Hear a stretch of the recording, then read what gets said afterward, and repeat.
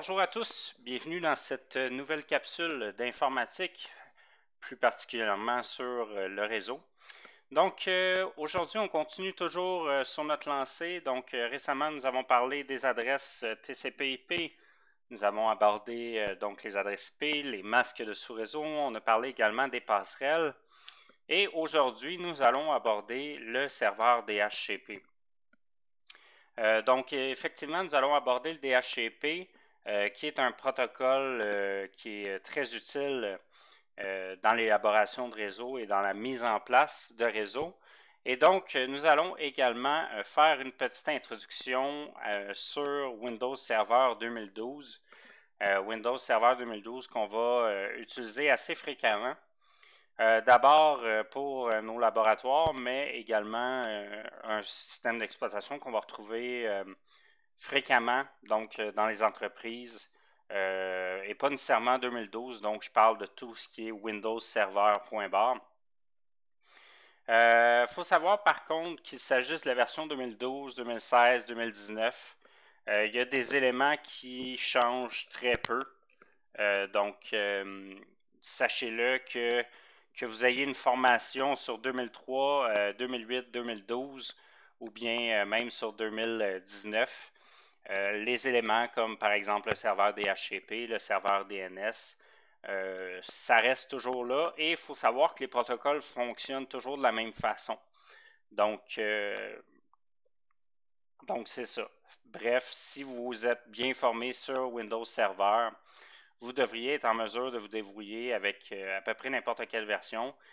Évidemment, sur les versions plus récentes, vous allez retrouver des nouveautés qui sont parfois intéressantes, parfois moins intéressantes, mais somme toute, le principal, la base sur laquelle nous, dans nos capsules, nous concentrons, va toujours être la même. Donc, allons-y. J'ai une machine serveur 2012 dans mon VirtualBox ici. On va démarrer ça. J'aimerais d'abord qu'on fasse un petit tour d'horizon de Windows Server 2012 avant de se lancer dans les services DHCP. Donc, Windows Server 2012, premièrement, il faut savoir que quand que vous installez Windows Server, que ce soit dans le cadre du cours ou dans le cadre de laboratoire que vous faites vous-même, il y a une période d'évaluation généralement qui est de 180 jours. Et cette période d'évaluation-là est généralement amplement suffisante pour qu'on puisse faire nos laboratoires. Donc, comme vous le voyez, en ce moment, j'ai ouvert ma session. Donc voilà, j'ai démarré Windows Server. Et vous allez avoir ce gestionnaire de serveur-là qui va démarrer à chaque fois que vous allez démarrer Windows Server. Et donc, vous voyez déjà qu'il y a des services de base qui démarrent. Et cette fenêtre-là, c'est à partir d'ici que je vous dirais, en ce qui nous concerne, qu'on va installer la plupart de nos services, qu'on va faire en grande partie la gestion de notre serveur. Donc, Windows Server, je vous dirais que quand vous allez l'installer, vous avez quelques bonnes habitudes à développer. Première habitude, c'est de vous rendre dans Serveur local ici et vous allez voir le nom de l'ordinateur, c'est toujours un espèce de nom bizarre. Et éventuellement, vous allez voir que quand on va utiliser des services comme Active Directory ou qu'on va installer ou qu'on va transformer notre serveur en serveur DNS, ça va être important d'avoir un nom beaucoup plus significatif que ça. Donc, l'une des premières choses que je vous recommande de faire, c'est de mettre un nom à votre serveur qui est beaucoup plus significatif. Donc, généralement, j'utilise pas mal toujours le même nom en ce qui me concerne, qui est 2K12R2. Évidemment, vous pouvez mettre le nom que vous voulez en autant que ce soit un nom significatif et qui vous donnera moins de fil à retordre que de retenir une série de lettres et de chiffres comme ça. Donc ça, c'est la première chose à faire. En fait, ici, j'ai inscrit une description, je m'excuse. C'est pas du tout là qu'il faut changer le nom, pardon. Donc, quoique vous pouvez toujours mettre une description, mais pour changer le nom, il faut toujours venir ici dans Modifier. Donc, Ici, je change le nom de l'ordinateur.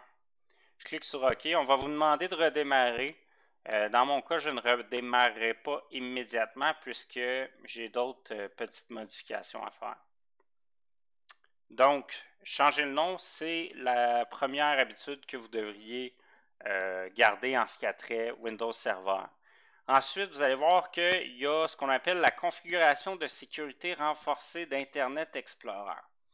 Qu'est-ce que c'est que cette chose-là? C'est un grand terme scientifique pour vous dire qu'à peu près toutes les pages d'Internet Explorer vont être bloquées à la base. Pourquoi? Ben parce qu'à l'époque, Microsoft trouvait que c'était une espèce de façon d'ajouter une sécurité supplémentaire. Ce qui fait que si je veux ne serait-ce qu'aller sur Google, on va me demander d'ajouter le site à une liste d'exceptions, etc. Et bref, ça pour dire que là, j'ai pas de connexion Internet, mais même si j'en avais une, vous auriez le même pop-up qui vous demande d'ajouter le site à une liste de sites autorisés. Et ça, je vous dirais que, en ce qui nous concerne, dans la plupart de nos laboratoires puis de nos exercices, ça va rien faire sauf peut-être nous taper sur les nerfs la majorité du temps. Donc, deuxième habitude que je vous recommande, c'est d'aller désactiver cette sécurité renforcée-là d'Internet Explorer.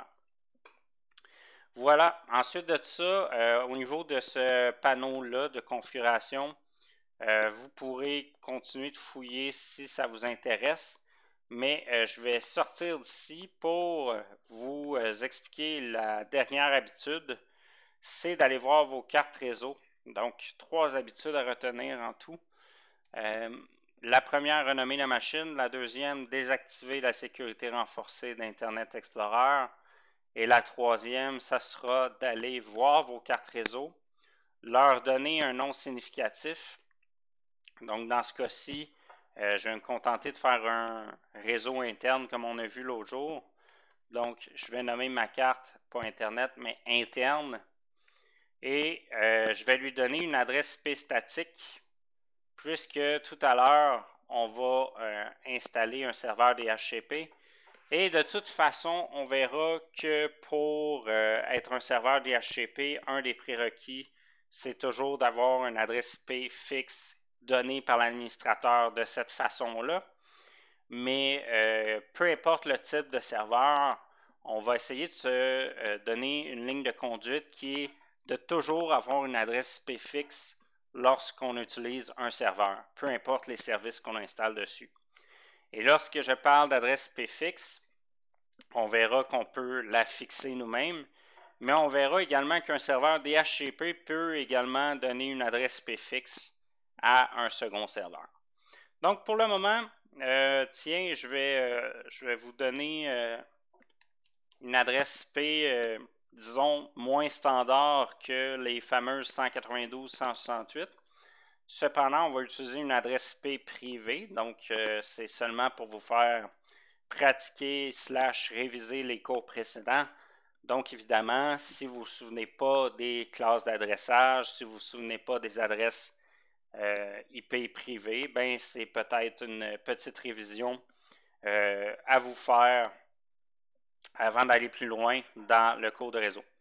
Donc, j'utilise l'adresse 172.20.20 et je vais utiliser 172.20.21 et je vais travailler en /24.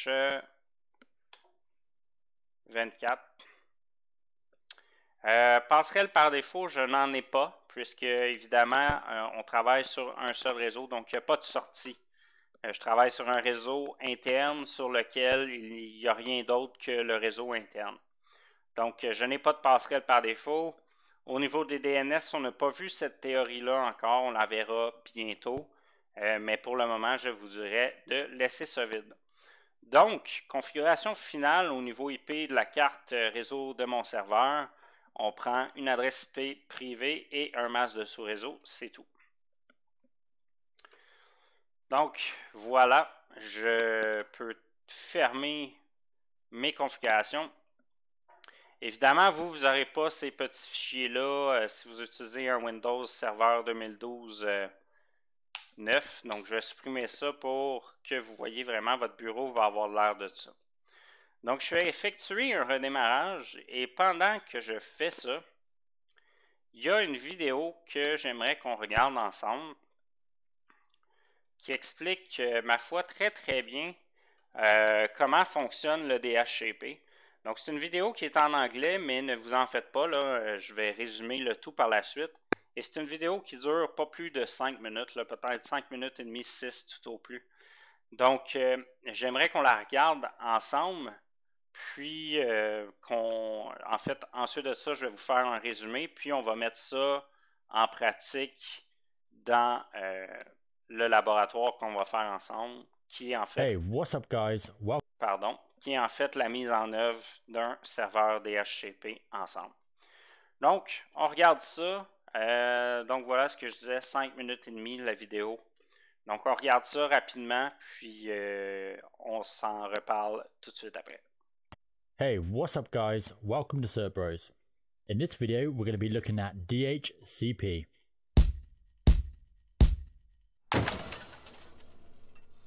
So DHCP is one of those things that we all take for granted every single day. If one day DHCP just got up and left, well, we'd be pretty Okay, so first off, some points on DHCP. DHCP stands for Dynamic Host Configuration Protocol. Its goal is to assign unique IP addresses to our hosts. It also provides other network addresses such as the subnet mask, the default gateway, and the DNS address. It comes in two flavors. It comes as a client and as a server. Right, let's see an example. Here's our network. We have two PCs, a switch, and a router. For our computers to work over the network, they need an IP address. Not just any IP address. That address has to be unique on the network. Otherwise, data goes to host A when it should actually be going to host B. Host A doesn't know what the is going on, and the whole thing becomes a mess. We could assign these addresses manually. We only have two PCs, so it wouldn't be hard, it wouldn't be a big problem. But imagine if you had 200 plus PCs. Yeah, we really don't want to be doing that. So, how does DHCP sort this out? Each computer will run a DHCP client, and this will allow the computer to ask for an IP address. Somewhere on the network, there will be a DHCP server. This is where the IP addresses are managed. DHCP servers can be ran on routers or servers. At home, it's likely built into your router, but in an enterprise network, it's likely handled by a server. So when you turn your PC on, if it doesn't have an address, it looks for a DHCP server. It just shouts out to everyone, hoping somewhere on the network there is a DHCP server. This is a broadcast message. All of the other devices get this message, look at it, and drop it. This is step 1, called DHCP Discover. Step 2, DHCP Offer. When the DHCP server gets the message, it says, cool bro, I've got some IP addresses, how about this one? It then sends the offer to the host. If more than one offer is given, the host will choose the first one it receives. Step 3, DHCP Request. The host says, awesome, I'll take it, and sends the request to the DHCP server. Step 4, DHCP Acknowledgement. The DHCP sends the IP address to the host along with the subnet mask, the default gateway, and the DNS server. The DHCP server keeps a record of all the leased IP addresses and their leased times. When the DHCP server gives out an address, it gives it a lease time. The lease time is a time period where the host will need to renew its address, otherwise it will return back to the available pool of addresses ready to be dished out to other hosts. This stops IP addresses being wasted anytime you throw a computer out or just unplug it. Okay, so study notes. The most important thing to remember here is this is a general overview of how DHCP works. Different vendors and different DHCP settings and scenarios can slightly change these specifics, but the overall concept remains the same.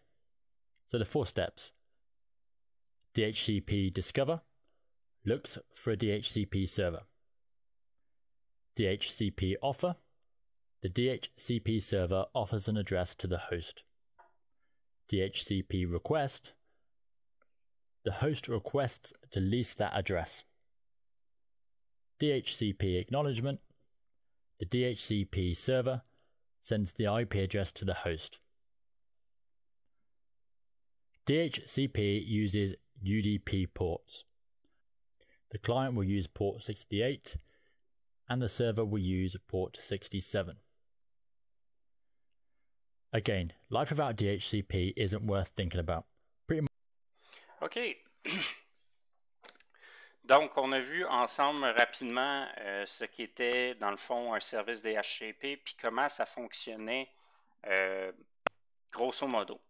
Mais on va prendre la peine ensemble de voir un peu plus, en fait, décortiquer un peu comment ça fonctionne. Donc, on a parlé du DHCP, on a dit que ces 4 lettres-là, ça voulait dire Dynamic Host Configuration Protocol. Donc, DHCP, Dynamic Host Configuration Protocol. Donc, si on traduit ça, c'est un peu un protocole de configuration des hôtes dynamiques, ou peut-être protocole dynamique de configuration d'hôtes.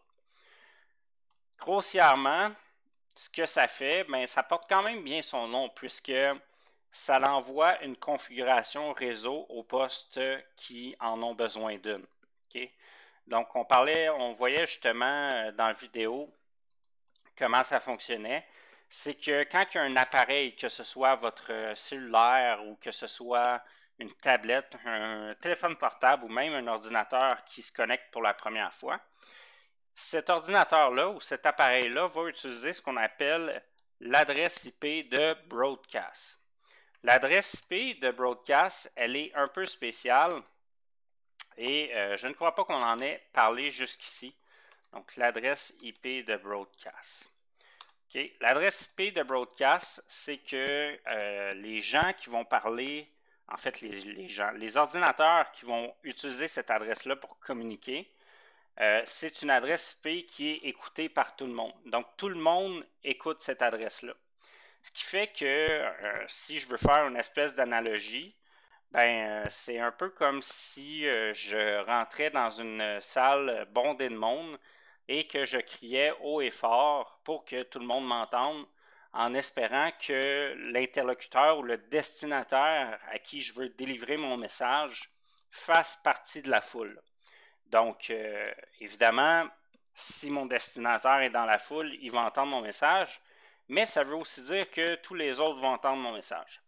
Donc, on s'entend qu'au niveau sécurité, c'est pas, on essaye d'utiliser le moins possible l'adresse IP de broadcast, puisque c'est un canal de communication qui est entendu par tous les autres. Mais puisqu'on a un nouvel arrivant sur le réseau, il n'a aucune idée et il ne connaît pas l'adresse du serveur DHCP. Donc, c'est comme justement arriver dans une salle bondée de monde et je ne sais pas de quoi a l'air mon destinataire. Donc, quel est le moyen le plus efficace de le trouver et de savoir s'il est présent? Ben, c'est de crier haut et fort pour essayer de le trouver. Donc, l'adresse IP de broadcast, c'est un peu toujours la même aussi. C'est la dernière adresse d'une plage IP. OK? Donc, la dernière adresse IP d'une plage. Donc, je fais encore référence à la capsule où est-ce qu'on a vu ensemble le calcul de l'adresse IP. Si je prends, par exemple, une adresse IP En fait, si je prends un sous-réseau en 192.168.10.0/24, ça va aller mieux avec le numlock, /24, ça me donne une plage totale allant de 192.168.10.1 jusqu'à 192.168.10.255. Et donc, dans cette plage-là, mon adresse de broadcast, c'est 192.168.10.255. Donc, et ça, c'est peu importe la plage. Okay? Donc, c'est toujours la dernière adresse d'une plage. Autre exemple, si j'avais une plage en /25 au lieu de /24, ben, si on fait un calcul rapide, la dernière, en fait, la plage diminuerait. Donc, maintenant, ma plage serait de 192.170.127. Ça, c'est la dernière. Donc, ça serait à partir de 192.168.10.1 jusqu'à 127. Et donc, en /25, la dernière adresse, c'est 127. Ce qui veut donc dire que l'adresse de broadcast dans cette plage-là serait 127. Et donc, c'est cette adresse-là, temporairement, que les nouveaux ordinateurs vont se voir attribuer. Les nouveaux appareils qui arrivent sur un réseau vont se voir attribuer. Et donc, la première étape qu'on voyait, c'était le DHCP Discover, qu'on a vu dans la vidéo. Et le DHCP Discover, c'est ce phénomène-là d'arriver dans une pièce. On ne sait pas qui est notre DHCP, qui agit en termes de serveur DHCP. Et donc, cette étape-là, c'est de rentrer dans le réseau, de prendre l'adresse de broadcast temporairement, puis de crier haut et fort dans la salle, est-ce qu'il y a un serveur DHCP ici? J'aurais besoin d'une adresse IP. Et donc, évidemment, si on n'a pas de serveur DHCP, ça s'arrête là. S'il n'y a pas de serveur DHCP, il y a un protocole, par exemple, dans les ordinateurs Windows, qui s'appelle le protocole APIPA, qui est une espèce de protocole qui est censé fournir une adresse IP de manière automatique à votre carte réseau. Mais ce protocole-là, je vais vous avouer bien honnêtement que ça a été quand même un grand flop chez Microsoft. Puisque je crois que je n'ai jamais vu une entreprise ni même un individu s'en servir. Donc, protocole qui est bon à savoir, mais qui ne sert pas à grand-chose. Par exemple, si vous voulez voir le protocole APIPA en action, en ce moment, vous vous souvenez que je suis en réseau interne sur mon serveur et que je n'ai pas de serveur DHCP. Bon, j'avais mis une adresse IP manuellement, mais ce que je vais faire, c'est que je vais aller reconfigurer ma carte réseau. Donc, c'est pour ça que c'est toujours pratique de se faire un raccourci, ça va plus vite. Donc, si je viens sur ma carte réseau ici et que je me remets en automatique, comme ceci, il n'y a pas de serveur DHCP qui va répondre et donc il n'y a pas de serveur qui va envoyer de configuration. Et là, on va voir ensemble ce qui va se produire. Donc, si je vais dans le statut, donc vous voyez cette adresse-là ici, 169.254.213.106. Donc, quand ça commence par 169 comme ça, c'est une adresse qui a été fournie par Microsoft et son protocole APIPA. Donc, qui est supposé fournir une adresse IP de configuration automatique. Et donc, dans le cas où il n'y a pas de DHCP, ce protocole-là prend la relève. Cependant, ce qui arrive, c'est que ce protocole-là fonctionne vraiment moyen, puisqu'il ne prend pas en compte si on a d'autres ordinateurs sur le réseau qui utilisent le même protocole, et ainsi de suite. Donc, bref, tout ça pour faire une petite tranche d'histoire et vous dire que ce protocole-là, aujourd'hui, n'est pratiquement pas utilisé. Donc, la première étape était DHCP Discover. la deuxième étape, logiquement, c'est quoi? C'est qu'on a un DHCP qui est présent dans notre réseau et lui, il va répondre. Et ce qu'il va faire, c'est qu'il va proposer, il va dire salut, c'est moi le serveur DHCP, donc je suis prêt à t'offrir une adresse IP. J'en ai quelques-unes en stock. Donc, on va voir que le DHCP, le serveur, a ce qu'on appelle un bassin d'adresses. En anglais, on appelle ça un pool d'adresses. Donc, un pool. Et donc, il va offrir une adresse à l'adresse. Il va offrir une adresse à l'adresse. Il va offrir une adresse IP à mon ordinateur, pardon. Et donc, on a vu ensemble dans cette petite vidéo-là, si je reviens à la fin, donc il offre justement son adresse.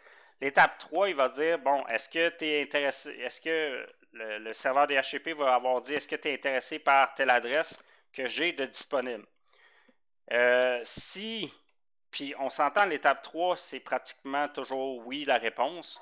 Si l'ordinateur veut l'adresse IP, ce qui est 99,9% du temps le cas, puisqu'on n'aurait pas passé à travers l'étape 1 et l'étape 2 si mon ordinateur n'était pas à la recherche d'une configuration IP, ben, il va demander l'adresse qui a été offerte. Donc, par exemple, si au niveau de l'offre, il y a une adresse qui a été offerte qui était, par exemple, 192.168.10.15, disons ça. Ben, l'étape 3, c'est que mon client va dire, et ça, toutes ces étapes-là, ils passent par l'adresse de broadcast. Donc, tout le monde est en mesure d'entendre cette discussion-là entre l'autre qui vient d'arriver et le serveur DHCP. Donc, il va y avoir une requête de fait par le client qui va dire, j'ai besoin de l'adresse, donc j'aimerais l'avoir. Et le serveur, en fait, va lui autoriser l'adresse, mais ça vient avec quelques conditions. Donc, j'ai besoin de l'adresse, j'aimerais l'avoir. Donc, l'étape 4, c'est que le serveur va autoriser la location, et c'est vraiment le terme exact, c'est vraiment la location, puisque ça vient avec un bail, donc DHCP Acknowledgement en anglais. Donc, il va lui fournir l'adresse. Le serveur fournit l'adresse, mais en plus de fournir l'adresse, il va lui fournir toutes les configurations nécessaires à la communication sur ce réseau-là. Donc, ainsi qu'un masque, par exemple, de ce réseau. Il va également fournir une passerelle.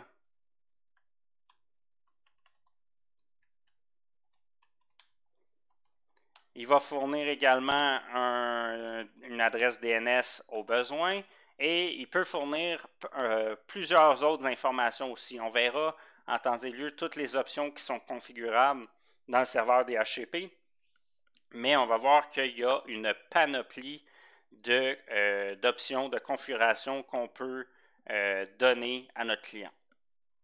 Par la suite, le serveur définit, en fait, je dis le serveur, mais c'est l'administrateur du serveur qui a déterminé un bail.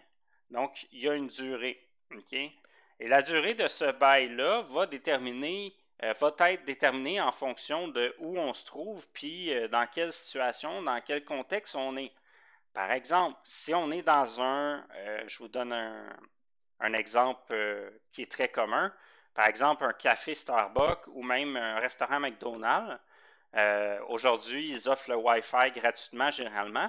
Et donc, on a une configuration DHCP qui nous est donnée sur notre appareil téléphone cellulaire. Sauf que le bail doit être déterminé en conséquence. Dans un restaurant Starbucks ou McDonald's, les gens vont rester généralement 1 heure, 2 heures, pas bien plus. Donc, je dois donner des baux qui doivent être pas plus longs que 2-3 heures, puisqu'au bout de 2-3 heures, ça se peut que l'appareil ne soit plus dans l'établissement. Et là, pourquoi je dis que c'est important que ce ne soit pas plus que 2-3 heures? Ben, c'est que si, par exemple, je donne la location d'une adresse IP dans un restaurant McDonald's pour 8 jours, ben, ça veut dire que pendant 8 jours, même si l'appareil n'est plus dans le restaurant, mais pendant 8 jours, cette adresse-là, elle est réservée pour l'appareil. Donc, elle est réservée à l'adresse MAC.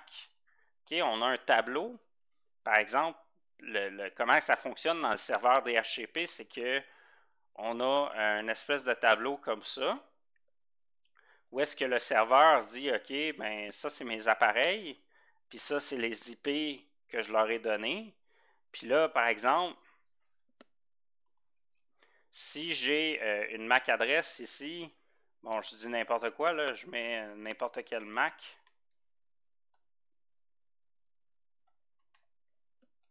Bon, ça, c'est mon appareil. J'ai un téléphone cellulaire avec cette adresse MAC-là. Et là, je lui ai donné une adresse IP qui était 192.168.10.15. Et je lui donne cette adresse-là. Je lui dis, OK, tu peux la garder pendant 8 jours. Sauf que 8 jours, dans un contexte de restauration rapide, c'est énorme. Donc, pendant 8 jours, je perds cette adresse-là et je ne peux pas la redistribuer à d'autres. Donc, si on se souvient qu'on a ici, bon, disons qu'on a gardé l'exemple du slash 24 et non pas le slash 25. Donc, je vais effacer ça. Là. Disons qu'on a une plage de 250 adresses. Okay? Et là, j'ai 250 adresses que je peux donner à mes clients. Mais si j'ai un client qui prend une adresse pour 8 jours, 250 adresses dans le contexte d'un McDonald's, ça ne prend pas de temps avant que j'aille 250 clients qui se soient connectés à mon Wi-Fi. Là. Donc, qu'est-ce qui va arriver si j'ai des baux qui sont trop longs? Ben, je vais manquer d'adresses. Évidemment, vous pourriez me dire, oui, mais là, Gabriel, on a juste à prendre un masque plus grand puis autoriser plus de connexions en même temps. Ben oui et non, parce qu'encore là, ça va dépendre de la capacité de mon routeur. C'est pas tous les routeurs, puis quand je dis routeur, je parle de mon serveur DHCP, là, je vous dirais que généralement dans les restaurants et dans les cafés, ce ne sont pas des gros serveurs qui sont là, là. C'est généralement un petit modem, un petit routeur sans fil, puis un service DHCP dessus. Là. Est-ce que vous pensez qu'un petit appareil de même serait en mesure de gérer 500, ben pas 500, mais disons 5000 clients, puis d'avoir une table comme ça de 5000 adresses différentes? Bien sûr que non. Donc, faut avoir un DHCP qui fonctionne en conséquence de l'appareil sur lequel ce service-là roule. Est-ce que c'est un ordinateur puissant? Est-ce que c'est un gros serveur? Ou est-ce que c'est juste un petit routeur? Et au niveau des baux, ben, est-ce qu'on est dans un contexte de réseau domestique ou est-ce que, par exemple, vous êtes chez vous, puis c'est tout le temps les mêmes appareils qui sont là, donc vous pouvez bien donner des bails, des baux, pardon, de 10 jours? Ou est-ce qu'on est dans un contexte où est-ce qu'il y a un gros roulement d'appareils comme dans un restaurant, où est-ce que là, les baux ne doivent pas être dépassés plus que 2-3 heures? Et qu'est-ce qui arrive à la fin de ce bail-là, d'ailleurs? Ça, c'est généralement la question qui suit. À la fin d'un bail, ben, je vous dirais même avant la fin d'un bail, donc disons qu'on a établi que c'était 3 heures. Tiens. Mais après 2 heures et demie, le serveur DHCP va tenter de communiquer avec l'appareil à qui il a loué l'adresse. Il va aller voir cet appareil-là, il va lui dire, es-tu toujours intéressé? Veux-tu renouveler ton bail? Donc, c'est vraiment comme un bail de logement, en fait. C'est ni plus ni moins la même chose. Donc, quand vous louez un logement, par exemple, vous signez votre bail, généralement, les bails de logement sont d'une durée de 12 mois. Bien, généralement, le propriétaire va venir vous voir autour du 8e, du 9e mois de location. Donc, ce qui donne généralement quoi? Si vous avez déménagé le 1er juillet, vous allez avoir un avis de renouvellement, quoi? Généralement, ça tourne autour de février. Et le propriétaire va vous demander, ben, êtes-vous toujours intéressé à faire la location du bail pour la prochaine année? À faire la location du bail, que dis-je? À faire la location de l'appartement pour la prochaine année. Si vous êtes intéressé, ben, vous signez un autre bail pour une autre année. Puis si vous n'êtes pas intéressé, ben, à partir du moment où vous allez quitter le logement, et même avant, le propriétaire va être en mesure d'annoncer qu'il a un nouveau logement à louer. C'est la même chose avec le serveur DHCP. Donc, après, par exemple, 2h30, dans le cas d'un bail de 3 heures, le serveur DHCP va venir vous voir. Êtes-vous toujours intéressé à louer l'adresse? Évidemment que la plupart des appareils sont configurés pour avoir un renouvellement automatique. C'est bien rare que votre appareil va vous poser la question, hey, est-ce qu'on est sur le point de quitter ou est-ce qu'on renouvelle pour notre adresse IP? Donc, généralement, l'appareil va renouveler automatiquement. Puis, généralement, ce renouvellement-là peut être inutile ou peut être utile selon les circonstances. Mais au pire, si, mettons que ça fait 2h30 que vous êtes dans le café, votre appareil renouvelle le bail avec le serveur DHCP, même si vous quittez immédiatement après, ben, l'adresse va n'être que indisponible pour un autre 2h30 maximum, en fait 3 heures. Et donc, dans le pire des cas, le serveur DHCP perd l'utilisation de cette adresse-là pour 3 heures. Dans le cas d'une plage de 250 adresses, je serais surpris qu'en dedans de 3 heures, il y ait 250 clients qui se présentent dans un café. Si c'est le cas, c'est un café qui roule en tabarouette. Ça doit faire de l'argent. Donc, voilà pour le fonctionnement du DHCP. Les baux, comment ça fonctionne. Je crois qu'on serait rendu à, dans le fond, mettre en place notre premier serveur DHCP sous Windows Server 2012. Donc, on va voir ensemble comment ça fonctionne. J'envoie ça en bas. Voilà. Donc, je ferme mes connexions réseau et je vais mettre en place un serveur DHCP. Donc, carte réseau. Voilà. Je vais m'assurer, donc premier élément, c'est de vous assurer que votre ordinateur est bien sur un réseau qui est interne. Dans ce cas-ci, mon réseau interne, je l'ai appelé VLAN 1. Vous pouvez lui donner le nom que vous voulez.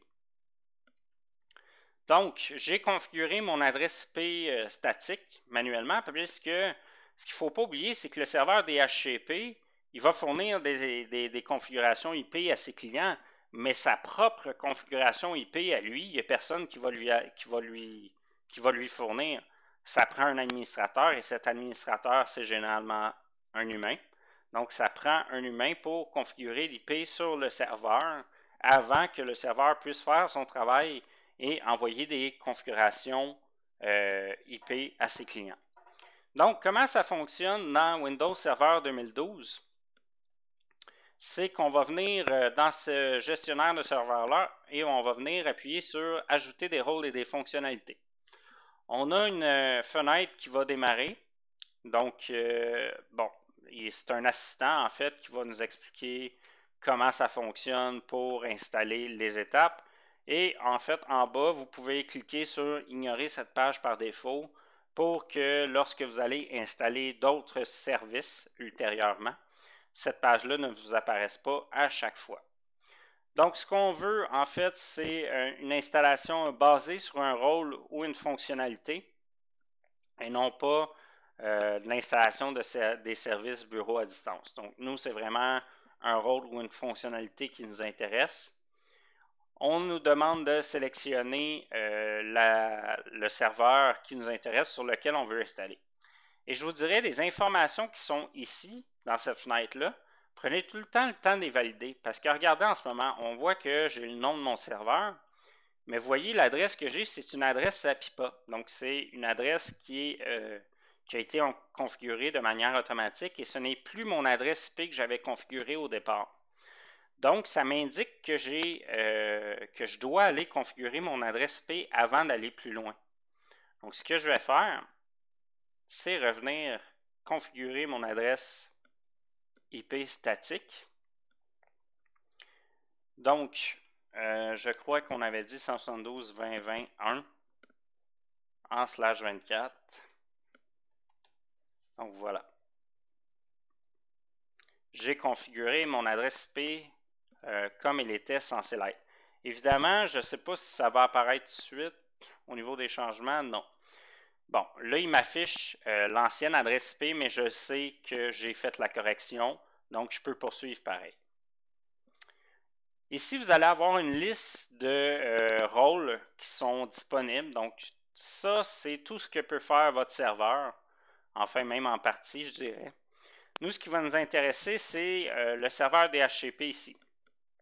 Donc, on va cocher ça. Il va nous demander, est-ce que vous êtes sûr que vous voulez installer ces outils-là? Ça implique les paquets qui sont présents dans ces petits menus-là. Et on voit que il me demande d'installer les outils du serveur DHCP. Donc oui, je veux installer ça. Okay?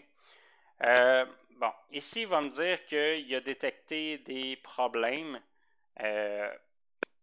Puis ces problèmes-là, dans le fond, cette fenêtre-là va apparaître quand il y a quelque chose qui fait en sorte que votre serveur ne peut pas installer. Et là, il me dit que l'adresse IP statique est introuvable. Donc, on voit bien que ça lui cause une espèce de mal de tête, puisque je l'ai configuré, mais je n'ai pas réinitialisé l'assistant. Donc, j'ai annulé l'installation et j'ai bel et bien configuré mon adresse statique.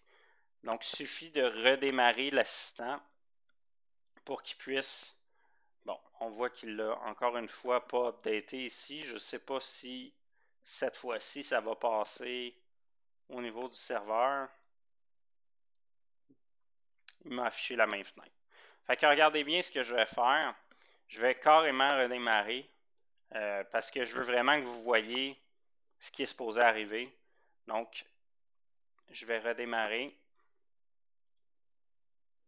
et ça devrait résoudre le problème une fois pour tout. Puisque cette fois-ci, l'adresse IP sera déjà configurée au démarrage. Donc, ça n'a pas été très long. Allons-y. Le gestionnaire de serveur devrait redémarrer. Voilà. Bon, ça ne sera pas long. Il faut que je lui laisse un peu de temps. Les services, vous allez voir qu'il y a des services qui démarrent en différé. Donc, ce qu'on veut dire en différé, c'est qu'ils ne démarrent pas systématiquement en même temps que le serveur, mais quelques minutes après le démarrage du serveur. Donc, ce n'est pas grave en passant, là, vous n'avez pas à vous inquiéter de ça. Et donc là, on voit cette fois-ci que j'ai bel et bien la bonne adresse IP ici. Donc, ça ne devrait plus causer de troubles. Et voilà, donc la petite fenêtre a disparu. Donc, je m'excuse pour les petits désagréments. On a choisi le DHCP et vous allez voir que par la suite, il y a une seconde fenêtre avec une liste déroulante où est-ce qu'on peut installer des fonctionnalités supplémentaires. Différence entre rôle et fonctionnalité, ben rôle, ça va vraiment être un comportement du serveur. Fonctionnalité, c'est des modules supplémentaires qui viennent bonifier les rôles en fait. Donc, je n'ai pas dans ce cas-ci de fonctionnalité supplémentaire à choisir. Je continue, j'appuie sur suivant.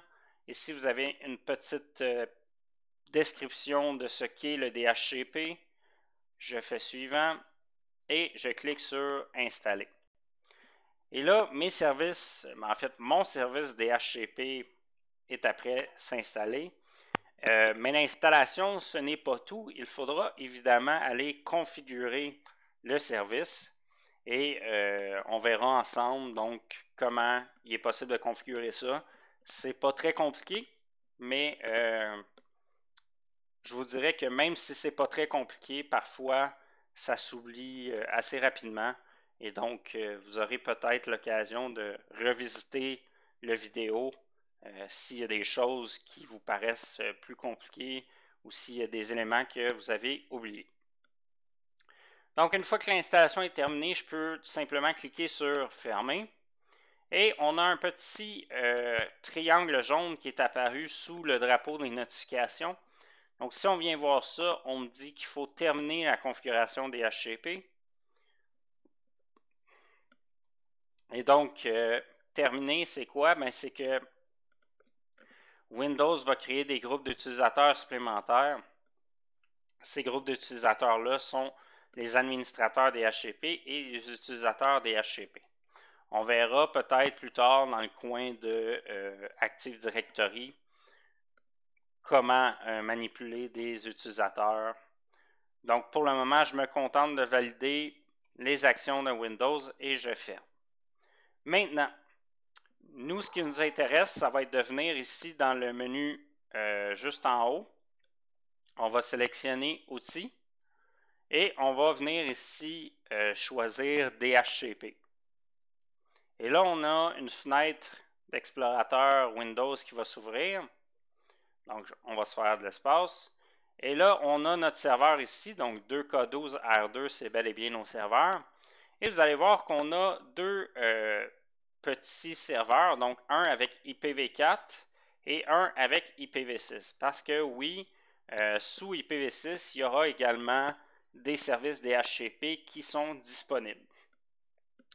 Peut-être qu'un jour je ferai des capsules sur IPv6, mais pour l'instant, je me contente de faire ça sous IPv4 puisque ce sont les éléments, un, que je vois en classe et deux, qui sont essentiels à une bonne base de compréhension au fondement du réseau informatique.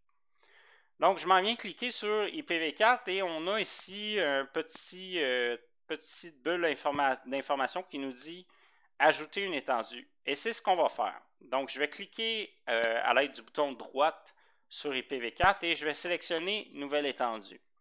Donc, une étendue, c'est quoi? Vous vous souvenez tantôt qu'on parlait de pool, de bassin d'adresses? Ben, c'est ça une étendue. Windows appelle ça une étendue. C'est donc un pool d'adresses, donc un bassin d'adresses que je suis prêt à distribuer à mes clients. Donc, je veux créer un nouveau bassin d'adresses pour desservir mes clients sur mon réseau. Je clique donc sur Suivant. Le nom de l'étendue. Bien évidemment, généralement, on va essayer de donner des noms qui sont assez représentatifs. Donc, par exemple, ici, je pourrais appeler cette étendue-là bassin principal.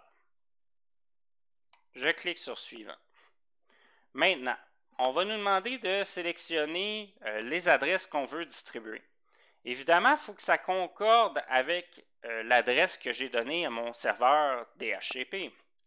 On se souvient que mon serveur en ce moment possède l'adresse 172.20.20.1.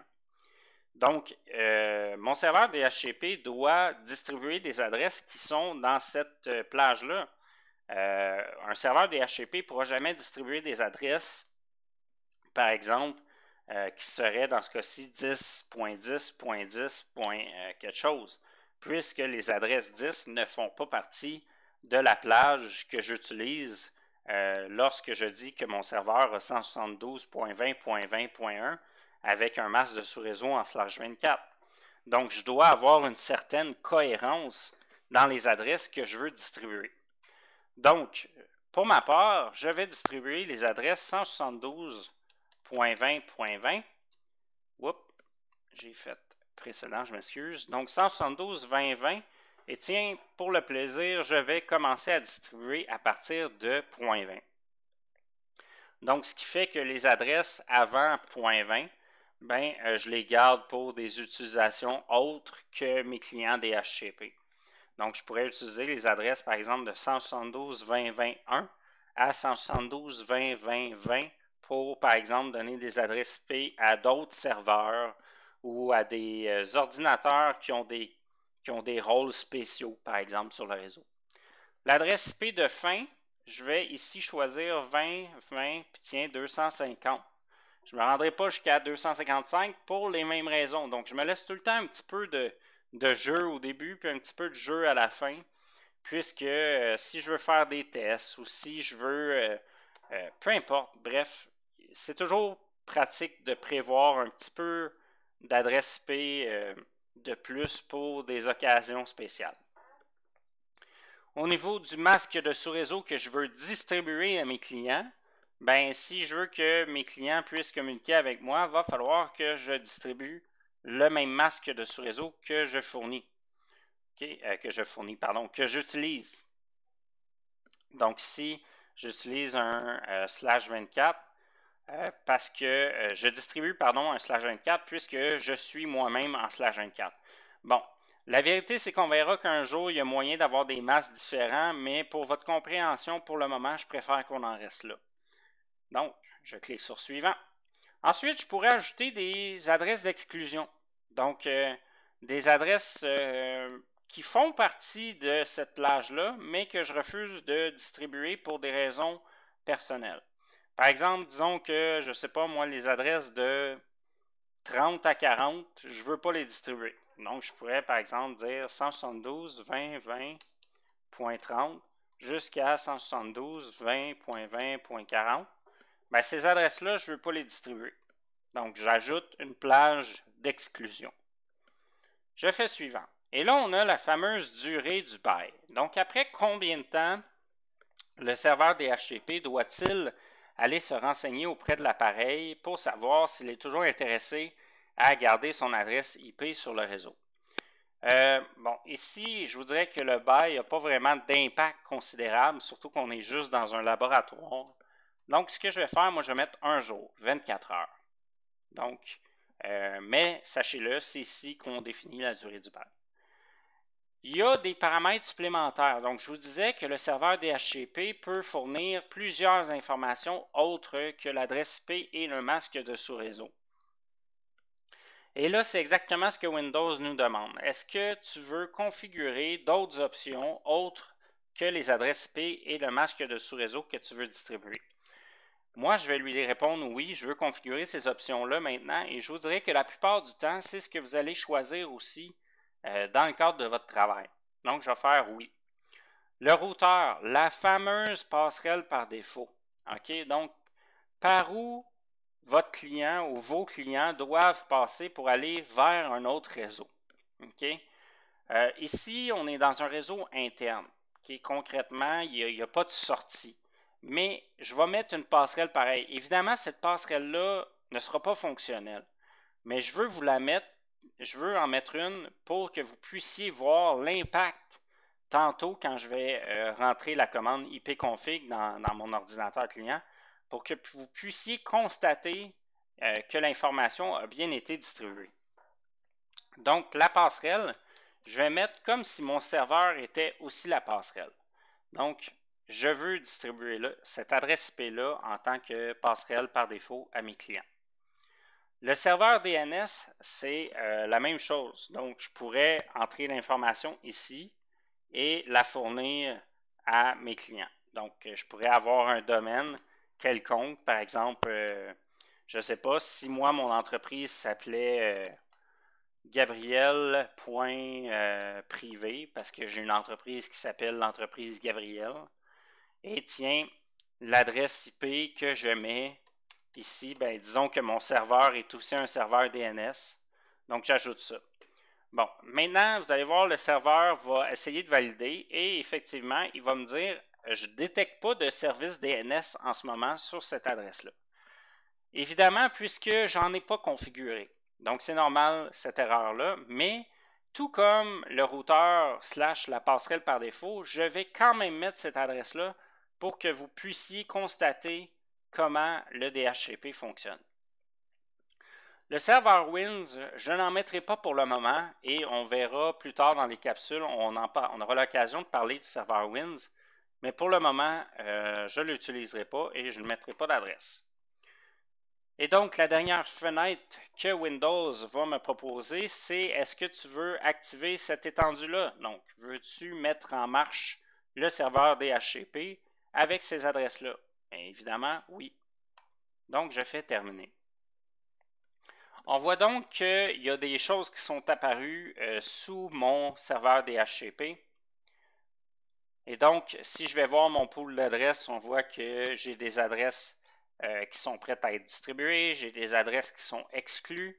Les baux d'adresses, en ce moment, j'en ai aucun. Pourquoi? Puisque j'ai aucune adresse qui a été distribuée. J'aurai l'occasion de mettre des réservations. On va voir comment fonctionnent les réservations tout à l'heure.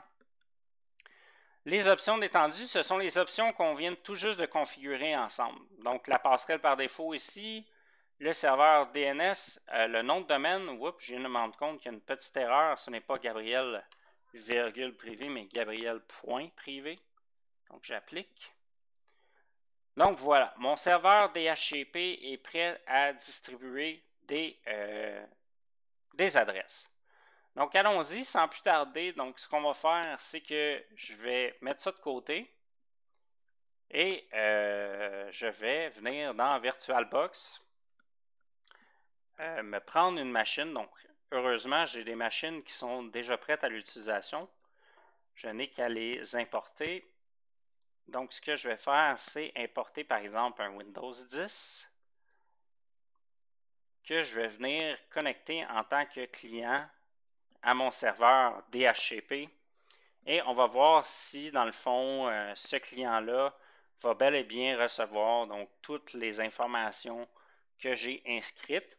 Et on verra ensuite de ça comment on procède pour effectuer une réservation DHCP dans le serveur. Vous allez voir, c'est pas très compliqué. Et ce sera très intéressant à connaître pour la suite des choses.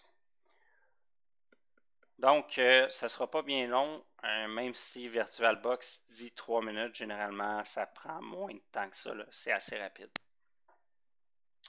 Évidemment, je vous encourage à faire la même chose et à sauvegarder, pas à sauvegarder, mais à exporter des machines virtuelles pour des laboratoires, puisque ça vous épargne et ça vous évite d'avoir à réinstaller à chaque fois. Donc, pour Windows 10, je m'en viens premièrement m'assurer que au niveau de mon réseau, je suis bien sur le VLAN 1, qui est le VLAN sur lequel en ce moment mon serveur DHCP opère. Je clique sur OK et je démarre Windows 10. Donc, on va le démarrer et vous allez voir, là, ça se passe à une vitesse assez fulgurante. Donc, pas le démarrage, mais ce que je veux dire, c'est le service DHCP.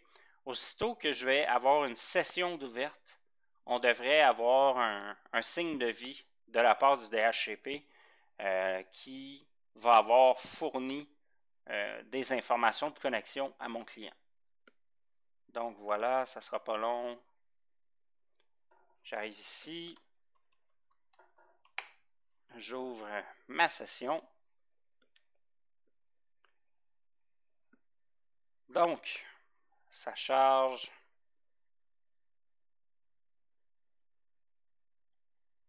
Mon ordinateur devrait détecter qu'il est sur un réseau. Va essayer de communiquer via l'adresse de broadcast avec le serveur DHCP.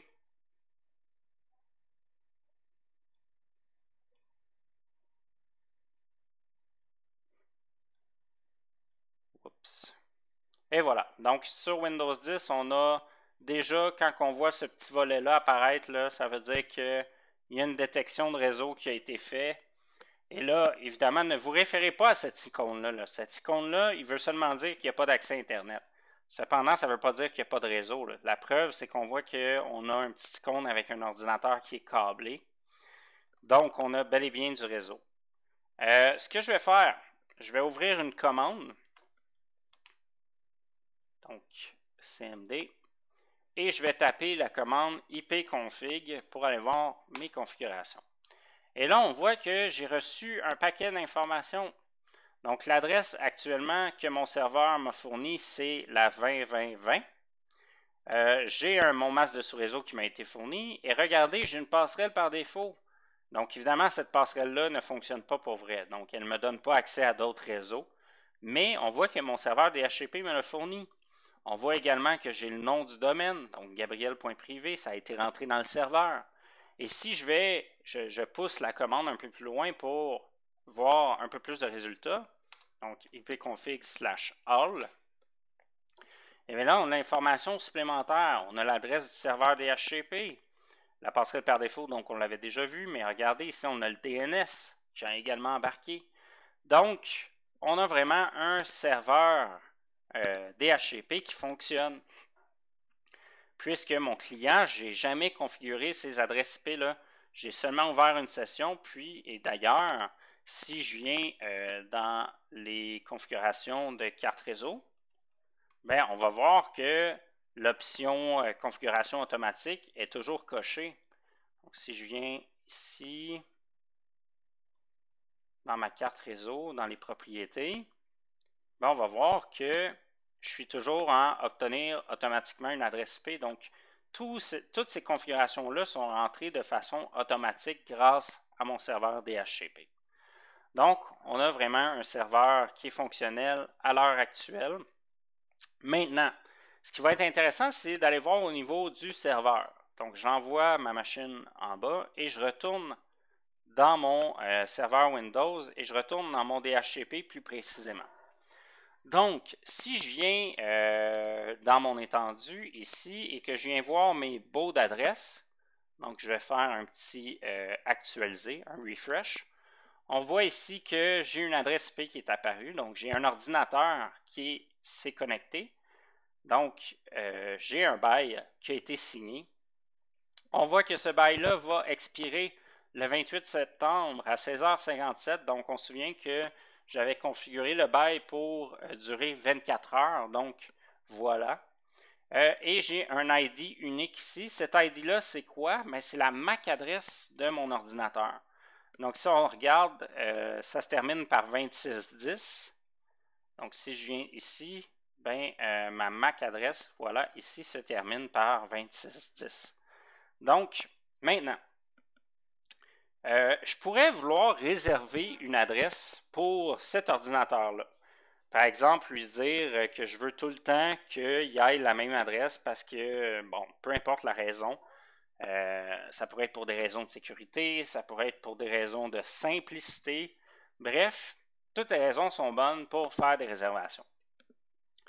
Ce qu'il y a d'intéressant comme petite option dans le serveur DHCP, si vous faites un clic droit ici, vous pouvez tout simplement cliquer sur « Ajouter à la réservation » et ce bail-là va être transformé en réservation.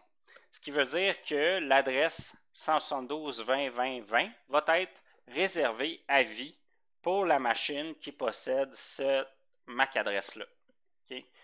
Donc, cette option-là est très pratique, mais qu'est-ce qui adviendrait si, par exemple, vous étiez dans une situation où il n'y a pas eu de bail qui a été donné encore? Donc, je vais relâcher l'adresse IP ici et je vais supprimer le bail. Donc, qu'arrive-t-il si vous êtes dans une situation comme celle-ci? Ce que vous pouvez faire, c'est aller dans Réservation ici et on va faire un clic droit. On va choisir Nouvelle réservation. Le nom de la réservation, on pourrait par exemple dire ordinateur patron. Je dis n'importe quoi. Et je pourrais lui réserver, disons, l'adresse 22.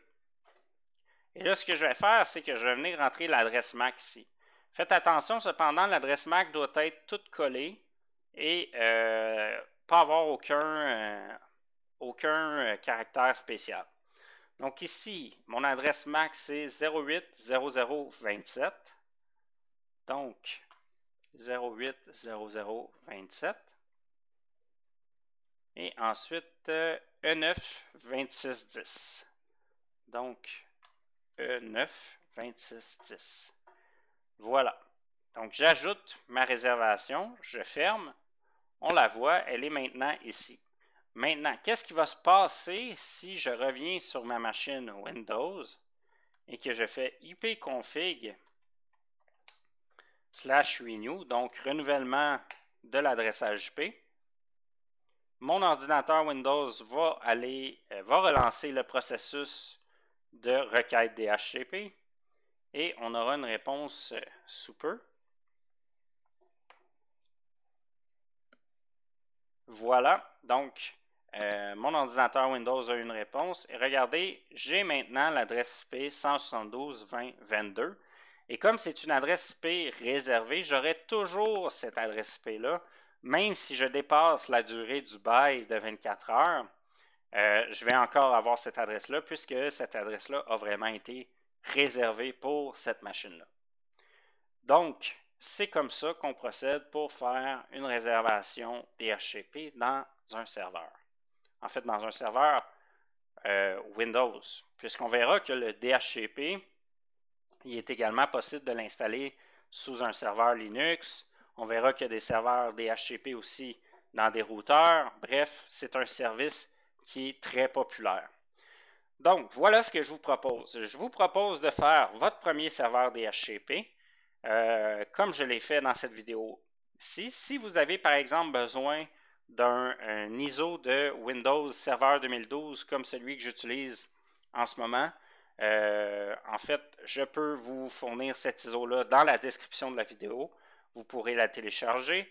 Et je peux également vous fournir un ISO de Windows 10 au besoin que je mettrai également dans la description de cette vidéo-là. Donc voilà, j'espère que vous aurez bien compris les services DHCP ainsi que le protocole et que vous serez dorénavant à même de configurer Windows Server avec un service DHCP. Encore une fois, si vous avez des questions, n'hésitez surtout pas. Sinon, nous nous revoyons dans une prochaine capsule.